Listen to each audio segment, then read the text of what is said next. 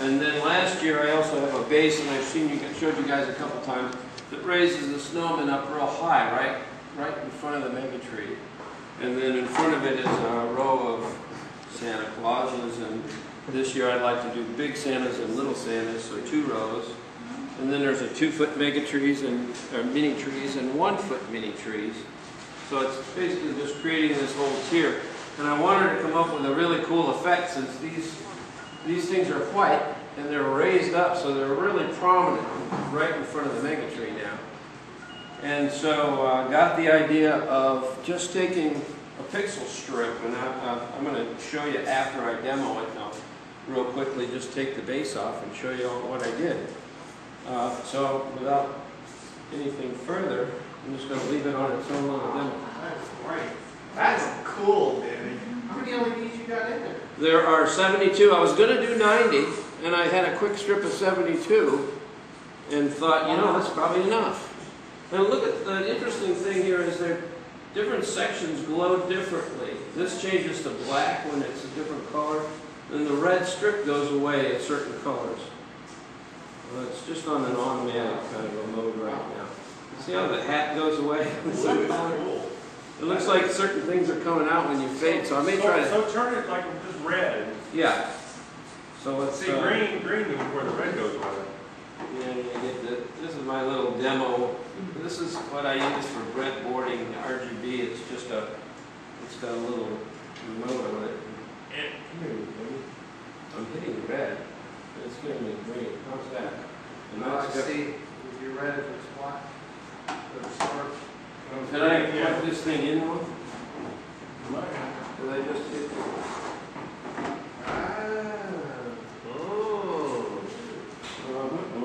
Did you make the strip that went in, or did you just tape it to the PVC? No, the little arrows are lined up. Well, I'm going to show you that in a minute. So look at this. It was working. I'm getting red. And get green. Red. Giving me orange. The blue is working tonight. And white.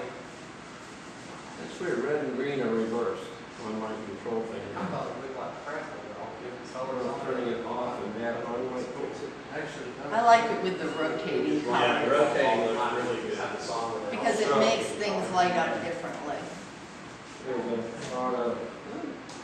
you know what? Having pumpkins clear or frosted, now that would be the tip. So you kind of get some. Let's see if I can. That should work from across the room, guys. You can't believe how Red remote. Yeah, this isn't even real dark yet, so I think they're going to. Yeah. No, I meant the remote. The remote usually works like yeah. across the room. For some odd reason, last night it was working fine. I hit R and get red. Now when I hit R, I get green. Chinese stuff. Yeah. It appears to be wired correctly, so. But the in between the orange and the yellow and the violet kind of colors also look very prominent. The weakest one actually is blue. So because of the solid blue, back to a solid blue, I was thinking I might want a little more out of that, and so I could go to 90 in each one. So the last piece of this puzzle was going to be just to show you quickly how I was going to hook this up. I could take, these are little China DMX 3-channel controllers. And there's a DMX in, and there's a RGB out, and then there's a power supply line. That's all there are. And it's real easy to just put these controllers inside your gadget, and then you can run DMX and power to it, and you're done. DC power. I decided instead that I'm going to go ahead and, because the box is going to be right beside these, I only want one power cord to come up. So I'm going to put 8 of these little guys inside a case. I didn't bring one in. There's a bunch of cases laying around with 150 watt power supply, and 8 of these little things all mounted inside, and just used a 4-wire output with some little 4 connector plugs. And I'm just going to send the red, green, and blue lines out for all 8 of them. It'll just come out of the box, so it'll look the same as the box that he's showing, except it'll actually be just the RGB and common out and plug them in. So this is a really easy way to get started with these things, and I'm going to take a second to show you what this looks like inside. I mounted it a couple different ways, and then this finally came to me. So Jenny, how much do those controllers cost? $7, I believe, for 3 channels, and then the power supply was about 30. So it's a lot less expensive going that route than the fancy. Yeah, power supply run multiple sets of LEDs though, right? Multiple Yeah, controllers. you can hook all 8 of those up to 8 things. It's actually right at 100 watts, and I'm trying to leave 20 to 30% headroom on from my power supply to what I'm actually going to burn peak, just so I don't have any issues with temperature or anything, and I don't make it hot inside the box.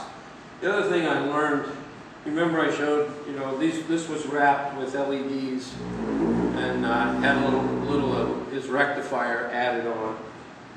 The other thing I learned is that is when you get to the top of this pole, if you go around, you're still going to get a shadow up to the top. So all you do is just loop it over a little bit. If there's even one LED up, it erases the shadow completely. So that's really the whole thing. There's sticky stuff on the bottom of these, huh? Inside the blow. The pipe itself actually, if you just stop around it, the pipe itself becomes a shadow.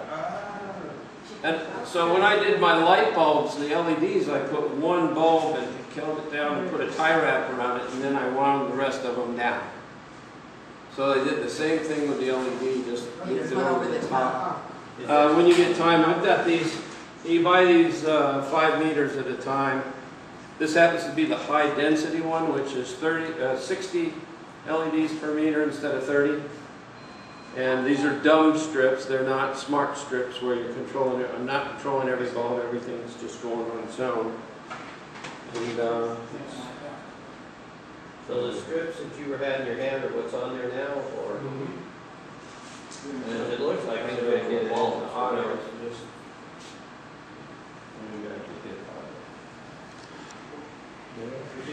that's 72. That's pretty darn bright. That's what I'm asking. So the whole thing right there is about $50? No, that's for all 8. Oh, okay. No, to run one of those, then you're Yeah, talking. $7 for 3-channel controllers. That's $2.50 a channel. About 30 for the power supply to run all 8. These strips I paid. They're dumb strips. I was looking for the best deals on eBay I could find. I think I paid $17 for 5 meters of 60 density. So, and I bought 3 of these. So it's 50. A little bit over a meter on that one right there. Okay. You said 72 LEDs. Yeah, so it's a little bit over a meter. 60 would be in 1 meter. They're cuttable in 3s. So you figure you get about 4 of them, 4 of those out of the spool? Exactly, I got 4 out of the spool, so I really only needed 2 spools, so $35 there. And so, say 60 on the controllers times this for 8 of those, and 30, 125. So, yeah, it's about $20. No more than $20 per unit, completely rigged. Okay. And that even includes the cost of the PVC. You said power supply at $30. This is way cheaper than when we started out making lighted gadgets. And you guys remember the secret to making this little pole is putting a hole in the bottom, and then you just drive a piece of rebar in the ground and drop the whole blow mold over it. My rebar comes up about 18 inches. And I've been in 40-mile-an-hour winds with these, and if you've seen the back of my display, there's bears, but the bottom of the bear is right about here. He's about 3 feet high, and he goes way up to like this. They've been in 40-mile-an-hour winds with that long piece of rebar, tapping it in the ground, and it holds them. You have a cap on the top of that to stop the rebar from going all the way up? No, I only use about 18 inches above the ground, so I make sure it's not coming all the way up. Okay. So is there a stopping point you have there? I had 3-foot pieces, there are 36 of them, driving it pretty close to half, maybe 20 inches sticking out, but they come up here. Okay. I didn't know You if could it put a takes- cap on the top if you were really worried. I've never really worried about it. I knew I'd have short rebar, so. No, I was worried about it sliding down. Yeah. When he's got the blow mold off the ground, the PVC goes all the way down to the ground. He then builds it up to hold the blow mold up. Yeah, he's got another platform up. So it's going to be pretty spectacular they'll be playing along and be looking pretty normal and white, and then I'm going to be able to start doing color mix with that whole row of snowmen. Pretty neato. That's it. Let's have one.